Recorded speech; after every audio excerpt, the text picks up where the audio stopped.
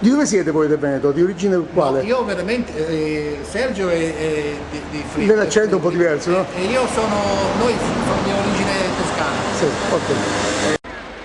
Paddy, you are the captain of the team. What about your experience here in Bassano?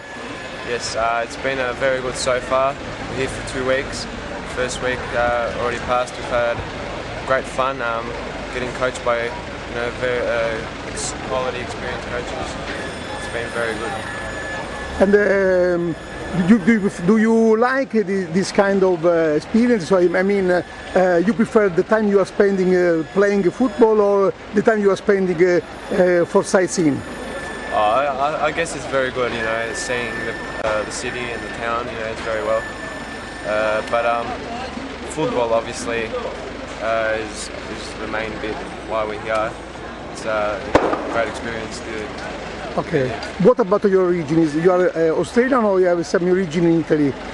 Because your name, the club is a Veneto club of Melbourne. Yeah.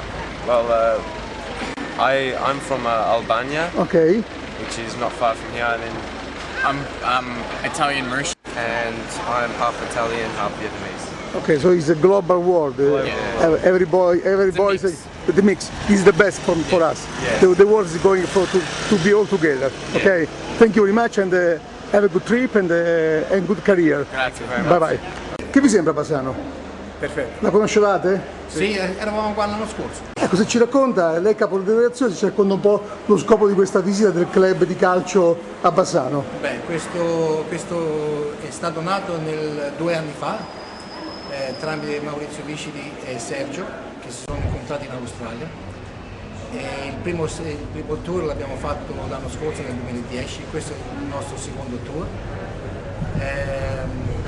E praticamente si fa 2 settimane uno stage di 2 settimane con 5 partite amichevoli, e invece di fare un torneo è molto più, non molto più facile, ma i ragazzi prendono più con fare degli allenamenti e 5 partite amichevoli. Ecco, beh, i ragazzi sono australiani o hanno anche origine venete? Noi siamo venuti qua con una delegazione di 17 ragazzi, dei 17 10 sono di origine italiana. Ecco, lei è direttore tecnico, vi incontrate con quali squadre? Abbiamo giocato contro Bassano, Cittadella, oggi facciamo con Montebelluna, poi Padova e il finale Giorgione Castelfranco. Giocate con le prime squadre o con le squadre giovanili? Con allievi. Con allievi. 95. L'esperienza come sta andando? Meraviglioso. Da punto di vista tecnico e umano, se mi dice le due cose. La tecnica è straordinaria, ma è anche la cosa culturale. Sì.